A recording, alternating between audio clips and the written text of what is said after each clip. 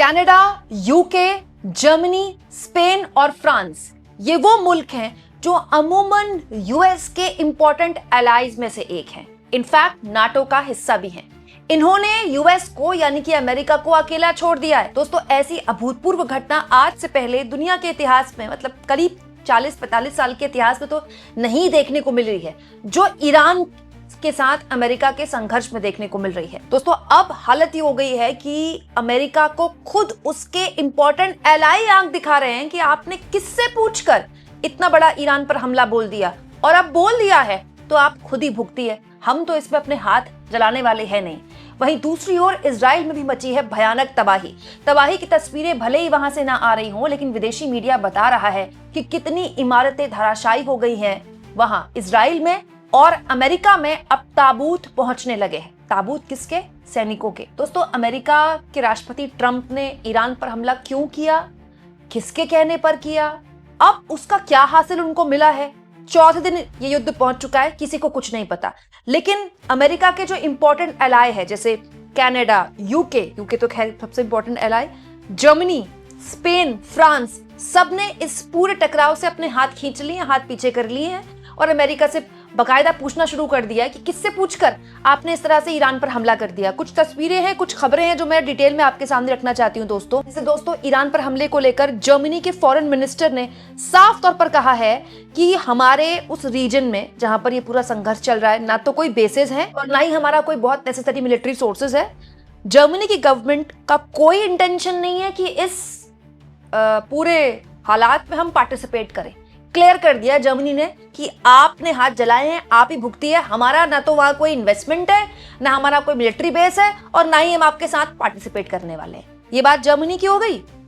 वहीं दूसरी ओर दोस्तों, स्पेन के प्रधानमंत्री की तारीफ करनी होगी कि स्पेन के प्रधानमंत्री ने बहुत ही जबरदस्त बयान दिया। इनफैक्ट स्पेन के प्रधानमंत्री ने जो बात बोली है वो प्रधानमंत्री नरेंद्र मोदी के लिए भी सीखने वाली बात है कि आप दोनों तरफ की बात भी कर सकते हैं अगर आपको किसी की तरफ नहीं दिखना है तो, जो एक्चुअली में भारत का एक पूरा स्टैंड रहा है। जैसे दोस्तों, स्पेन के प्रधानमंत्री पेड्रो सैंचेज ने बकायदा ये बयान जारी किया है अपने देश में और बताया है कि हम किसी भी देश में अगर कोई हेटफुल रिजीम चल रही है, हम उसके खिलाफ है। मतलब ईरान के बारे में बात कर रहे हो, लेकिन उसके साथ साथ किसी भी तरह का मिलिट्री इंटरवेंशन कर दिया जाए, खतरनाक मिलिट्री इंटरवेंशन, ये भी अनजस्टिफाइड है, हम इसका भी विरोध करते हैं। I call once again for immediate de-escalation, respect of international law and resumption of dialogue. Spain will be there and Europe must there too. हम चाहते हैं कि तुरंत ही सब कुछ जो हो रहा है उसको वापस अपनी जगह पर रखा जाए, मतलब डी एस्केलेट किया जाए, मतलब युद्ध को रोका जाए और सारे इंटरनेशनल लॉज का पालन किया जाए जो इस पूरे मामले में खुलेआम तोड़े हैं अमेरिका और इजराइल ने। मतलब मैंने आपको बताया, जर्मनी ने मना कर दिया है, स्पेन ने मना कर दिया है, और स्पेन ने सवाल भी पूछ लिए हैं अमेरिका और इजराइल से कि आपने इंटरनेशनल लॉ कैसे तोड़ा और आपने जो इसका ये सब कुछ किया है ईरान पर, हम इसका विरोध करते हैं। लेकिन देखिए, बैलेंस बनाया है स्पेन ने ईरान की भी निंदा कर दी और ईरान के साथ जो किया है उसकी भी निंदा कर दी, अमेरिका और इजराइल की भी निंदा कर दी। अब बात करते हैं कनाडा की फॉरेन मिनिस्टर ने दोस्तों, अनीता आनंद, उन्होंने साफ कर दिया है कि कनाडा ना तो इन्वॉल्व है, ना ही हमको बताया गया, वी आरंट नोटिफाइड, हमको बताया भी नहीं गया कि यूएस ऐसा कुछ करने वाला है, and we do not have an intention to be involve in any military strike. किसी भी तरह के मिलिट्री ऑपरेशन या मिलिट्री स्ट्राइक में इन्वॉल्व होने का हमारा कोई इरादा नहीं है। कनाडा उम्मीद करता है, ये भरोसा करता है कि डिप्लोमेटिक और पीसफुल सोल्यूशन निकलेगा। कनाडा ने अपने हाथ खड़े कर लिए हैं। दोस्तों, ये वो मुल्क हैं जो अमेरिका के इंपॉर्टेंट एलाय हैं। कनाडा और अमेरिका का तो बिल्कुल ऐसा संबंध समझ लीजिए जैसे भारत और नेपाल का है। मतलब आप सोचिए, कोई ऐसा बॉर्डर भी नहीं है, ईजी है अमेरिका और कनाडा के बीच में जाना, और कनाडा ने अपने हाथ खड़े कर लिए हैं। और देखिए दोस्तों, यूके की बात करते हैं। दोस्तों, यूके के प्रधानमंत्री स्टामर ने तो क्लियर कट बोल दिया अपनी संसद में, बिल्कुल क्लियर कट, कि we are not joining the US and Israeli attack. हम यूएस और इजरायली अटैक को ज्वाइन नहीं करने वाले हैं, हमको कोई दिलचस्पी नहीं है। हालांकि दोस्तों, ब्रिटेन ने यह भी साफ कर दिया है कि वो वहां से जल्द अपने लोगों को निकालेगा मिडिल ईस्ट से। दोस्तों, मिडिल ईस्ट में जो हालात पनप गए, अरब देशों में जो हालात पनप गए, उसको लेकर यूके डरा हुआ है। तो ऐसा भी हो सकता है कि यूके इतिहास का सबसे बड़ा इवैक्यूएशन शुरू करे और वहां से अपने हर नागरिक को निकाले। तो यहाँ इस तरह से अपने इंटरेस्ट बचा रहा है यूके, अपने लोगों को निकाल रहा है। लेकिन दोस्तों, उसने किसी भी तरह के हमले से शामिल होने में पूरी तरह से इनकार कर दिया है। और तो और दोस्तों, फ्रांस की अगर बात करें तो फ्रांस ने तो बहुत ही तगड़ा एक्शन लिया है। फ्रांस के विदेश मंत्री जॉन नोएल बोरो ने साफ कहा है कि ईरान पर इजराइल और अमेरिका के एक तरफा हमले पर संयुक्त राष्ट्र में बहस होनी चाहिए थी। मतलब फ्रांस के विदेश मंत्री ये कह रहे हैं कि जो एक तरफा हमला किया गया, इस पर बहस होनी चाहिए संयुक्त राष्ट्र में। आपने बहस करवाए बिना हमला कैसे कर दिया? और बिल्कुल सच है दोस्तों, अब तो खुद पेंटागन ने कांग्रेस को बताया है, ये मैंने कल खबर आपको दिखाई थी। पेंटागन कांग्रेस को बता रहा है कि यूएस के पास कोई इंटेल रिपोर्ट नहीं थी कि ईरान अमेरिका पर हमला करने वाला है। और दोस्तों, अमेरिका में एक सेट रूल है कि जब तक अमेरिका पर कोई हमला नहीं करेगा या फिर अमेरिका को किसी भी तरह का खतरा नहीं होगा किसी देश से, तब तक वो उस पर हमला नहीं कर सकता, राइट? तो बड़ा सवाल ये है कि ईरान तो अमेरिका पर कोई हमला भी नहीं कर रहा था, पेंटागन की रिपोर्ट कहती है, तो फिर अमेरिका ने ईरान पर कैसे हमला कर दिया? फ्रांस के विदेश मंत्री कह रहे हैं दोस्तों इस पर बहस होनी चाहिए थी। वहीं दूसरी ओर ताबूत पहुंचने लगे हैं, किसके? अमेरिका के सैनिकों के। पहले अमेरिका के सैनिकों के मरने वालों की संख्या 3 थी, अब 6 हो चुकी है। दोस्तों, अमेरिका में एक सैनिक की मौत पर वहां की सरकार को जवाब देना पड़ जाता है। और 6 सैनिकों की मौत के बाद भी ट्रंप जिस तरह से बेपरवाह होकर बयान दे रहे थे कि हमको बहुत दुख है, हमने 6 सैनिकों को खो दिया, लेकिन अभी और जाने जा सकती हैं और ये टकराव 3-4 हफ्ते और चल सकता है। वो उम्मीद भी नहीं कर सकते पॉलिटिकली कितना तगड़ा इसको, मतलब पॉलिटिकली कितना तगड़ा नुकसान होगा ट्रंप को। हालांकि उनको इस नुकसान से कोई परवाह नहीं है। उन्होंने साफ कह दिया कि नवंबर में होने वाले चुनाव से भी उनको कोई परवाह नहीं है। दोस्तों, उनको परवाह नहीं है, उनकी पार्टी को तो पॉलिटिक्स करनी है। रिपब्लिकन्स तो पॉलिटिक्स करेंगे ना अमेरिका में। तो ये जो स्थिति है अमेरिका के लिए ट्रंप ने पैदा कर दिया, खुद उनकी पार्टी उनसे सवाल पूछना शुरू कर देगी कुछ वक्त बाद। दोस्तों, हालांकि इजराइल को लेकर भी बात होनी चाहिए। ये बात सही है कि इजराइल ने ईरान में भयानक तबाही मचा दी, इजराइल और अमेरिका के स्ट्राइक से। लेकिन ये बात भी सच है दोस्तों कि इजराइल में भी बहुत जबरदस्त तबाही मची है। उसकी खबरें विदेशी मीडिया से आ रही है। दोस्तों, जिस खबर छापी है कि तेल अवीव की 40 बिल्डिंग्स को नुकसान पहुंचा है। 40 बिल्डिंग, तेल अवीव में जो बिल्डिंग्स है ना दोस्तों, बहुत बड़ी बड़ी बिल्डिंग्स हैं, कई इमारतों की, 21 फ्लोर, 30 फ्लोर, 40 फ्लोर, 50 फ्लोर, बहुत नॉर्मल बात है वहाँ। दोस्तों, आप एडवांस शहरों में तो ये नॉर्मल बात होती है। नोएडा जैसे शहर में ही 20-20, 25-25 फ्लोर की बिल्डिंग्स हैं। 40 फ्लोर की बिल्डिंग को नुकसान पहुंचना, मतलब आप समझ रहे हैं कितने फ्लोर उसमें मौजूद होंगे और कितने सारे लोग उससे प्रभावित हुए होंगे। 40 बिल्डिंग को अगर नुकसान पहुंचाए जो, तो उसमें कितने लोग हताहत होने की खबर है। वो कोई खबर निकल कर आ नहीं रही ना इजराइल से। दूसरी ओर दोस्तों, अमेरिका और इजराइल के अगर नुकसान के बारे में बात हो रही है तो दोस्तों, नुकसान तो ईरान का सबसे तगड़ा हो रहा है। क्या आपको पता है ईरान में अब तक 555 लोगों की मौत हो चुकी है। 555 लोगों की मौत हो चुकी है 4 दिन के इस युद्ध में। दोस्तों, ये सब तीसरे दिन का आंकड़ा बता रही हूँ मैं आपको। ये भी वॉशिंगटन पोस्ट से आया है। ईरान की तरफ से भी पुख्ता तौर पर कोई जानकारी नहीं निकल कर आ रही है।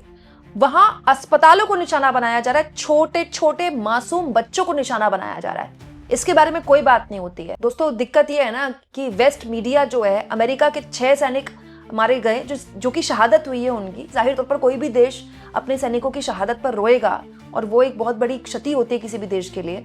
उसके बारे में तो पूरी वेस्ट मीडिया बात करती है। लेकिन जब ईरान में अगर किसी तरह से कोई डैमेज हो या ये जो एशियाई मुल्क हैं, इसके बारे में कोई बात नहीं होती है। ऐसा भारत के साथ भी होता है। भारत में अगर कोई आतंकी हमला होता है, उसमें कई लोगों की जान जाती है, खबर तभी बनती है जब उसमें कोई विदेशी की जान जाती है। दोस्तों, एशिया के साथ यही करता है वेस्ट की मीडिया। लेकिन ईरान में सोचिए 555 लोगों की मौत हो गई 3 दिन के युद्ध में। अकेले एक स्कूल को निशाना बनाया गया दोस्तों, जिसमें 150 लोगों की जान गई। वहां बच्चे भी थे। बच्चों को निशाना बनाया जा रहा है, स्कूल्स को निशाना बनाया जा रहा है। और ये कौन बना रहा है? यूएस और इजराइल। इसके बारे में कोई बात नहीं हो रही है। तो दोस्तों, बड़ा सवाल आपके मन में पैदा हो सकता है कि जो स्पेन है, जर्मनी है, या फिर फ्रांस है, यूके है, कनाडा है, ये तो एलाय रहे हैं अमेरिका के, ये कैसे अमेरिका का साथ नहीं दे रहे हैं? दोस्तों, अमेरिका ने तो 20 साल पहले तक जो कुछ भी किया पूरी दुनिया में, उसका एक पूरी अवेयरनेस पैदा हुई। जैसा कि मैं आपको कल भी बता चुकी हूँ, एक ना नैरेटिव होता है। अमेरिका ने पूरी दुनिया में नैरेटिव फैलाया। उस नैरेटिव के चक्कर में उसने किसी भी देश पर हमला कर दिया। इराक में जो अमेरिका ने किया है, आज तक अमेरिका इसका जवाब नहीं दे पाया कि इराक में किस उद्देश्य के साथ उसने सद्दाम हुसैन का खात्मा कर दिया, उनके पूरे रिजीम का खात्मा कर दिया, और आज तक वहां पर अनरेस्ट है। लीबिया में आज तक अनरेस्ट है। सीरिया का क्या हाल अमेरिका ने किया। अफगानिस्तान, दोस्तों 20 साल अमेरिका ने क्या किया है अफगानिस्तान में। अंत में जिस तालिबान से लड़ा, उसी तालिबान को सब कुछ सौंप कर, मतलब किस तरह से भागा है अमेरिका वहां पर। तो इसने ना पूरे यूरोप में एक अवेयरनेस पैदा करी है। यूरोपियन देशों के जो राष्ट्राध्यक्ष हैं, जो खुलेआम कह रहे हैं हम अमेरिका का साथ नहीं देंगे, इनको अपने मुल्क में लोगों को जवाब देना है। और दोस्तों वो लोग सवाल पूछते हैं अपने हुक्मरानों से कि आप क्यों एक ऐसे युद्ध में अपने देश को शामिल कर रहे हैं जिसमें आपका कोई लेना देना नहीं है। पॉइंट ये है। तो ये जो जितने भी राष्ट्राध्यक्ष हैं, ऐसा नहीं कि इनको अचानक से कोई सत्य की प्राप्ति हो गई है, ये अपने मुल्क में इनको पॉलिटिक्स करनी है। इनके मुल्क के लोग अवेयर हैं कि अब अगर हम अमेरिका का साथ देंगे तो हमारा इसमें पॉइंट क्या है। दोस्तों ये एक बहुत बड़ा सेटबैक है अमेरिका का, क्योंकि ये नाटो देश है। यूके जैसा देश अगर कह रहा है कि हम स्ट्राइक में शामिल नहीं होंगे, तो आप सोचिए कितनी बड़ी क्षति है अमेरिका के लिए। और ये इसलिए भी है दोस्तों कि अमेरिका ने जो किया है यूरोप के साथ, यूरोप पर टैरिफ लगा दिया, ठीक है, और ग्रीनलैंड को लेकर, यूरोप को लेकर क्या क्या बयान दिया है। दोस्तों ये यूरोपियन मुल्कों और अमेरिका के बीच में जो एक इतनी लंबी यारी दोस्ती चल रही थी ना, उसको एक झकझोर देने वाला कदम था जो ग्रीनलैंड को लेकर अमेरिका ने किया है। मतलब पहली बार यूरोप को लगा कि अमेरिका हमारे खिलाफ भी ऐसा कर सकता है। हालत ये हो गई है दोस्तों कि फ्रांस के राष्ट्रपति एम्यूल मैक्रों ने तो साफ बयान दे दिया है कि परमाणु हथियारों की संख्या हम बढ़ाएंगे और हम अपने परमाणु हथियारों के आंकड़ों के बारे में आप सार्वजनिक भी जानकारी नहीं करेंगे। हम कितने परमाणु हथियार बढ़ा रहे हैं हम बताएंगे भी नहीं, और हम अपने परमाणु हथियार बढ़ाएंगे। अब क्यों? क्योंकि हमें अपने आप को बचाना है। बताइए किसने किया ये सब कुछ? किसने झोंका पूरे यूरोप को इस तरह के हालात में कि फ्रांस कह रहा है कि वो अपने परमाणु हथियार बढ़ाएगा? मिडिल ईस्ट में आपने क्या किया? मिडिल ईस्ट में आपने इतना इन्वेस्टमेंट किया, वहां आपने अपने मिलिट्री बेसिस बनाए, तो वहां के देशों ने हर तरह से आपके लिए मतलब अपनी जमीनें दे दी आपको कि आइए अपना मिलिट्री बेस बनाइए। एंड ऑफ द डे क्या हुआ? ईरान के ड्रोन बचा पा रहे हैं क्या सऊदी अरब को, बहरीन को, कुवैत को? दोस्तों ये जो ईरान ने किया है ना मिडिल ईस्ट में, देखिए युद्ध तो रुकना ही है, आज नहीं तो कल, कल नहीं तो परसों। बातचीत भी करनी ही पड़ेगी ईरान को भी, अमेरिका को भी, चाहे वो 3 हफ्ते खींच ले, चाहे वो 4 हफ्ते खींच ले। मिडिल ईस्ट की पूरी पॉलिटिक्स बदल गई है। ये जो मिडिल ईस्ट के देश आंख बंद करके अमेरिका पे विश्वास करते थे ना, उनके लिए आंख खोलने वाला एक सबक है कि अमेरिका वक्त आने पर इजराइल को ही बचाएगा, इजराइल के ही साथ खड़ा होगा। सऊदी अरब में बमबारी होती रहेगी, वहां के एम्बेसी को भी उड़ा देगा ईरान, दुबई के शहरों पर इस तरह से हमला किया जाएगा और अमेरिका कुछ नहीं कर पाएगा। दोस्तों अभी तो आज चौथा दिन है युद्ध में। आप सोचिए चौथे दिन में यह हालत हो गई कि जो यूरोपियन देश हैं वो अपने आप को अलग कर लें इस युद्ध से। मिडिल ईस्ट पे एक अलग तरह की बहस शुरू होने की तैयारी हो गई है। आप सोचिए ट्रम्प की बात अगर मान ली जाए कि 3-4 हफ्ते खींचेगा युद्ध, मतलब ट्रम्प ये मान रहे हैं कि ईरान 3-4 हफ्ते युद्ध खींचने की काबिल है, तब क्या होगा अमेरिका का? आप इस मुद्दे पर क्या सोचते हैं? कमेंट बॉक्स में जरूर लिखें।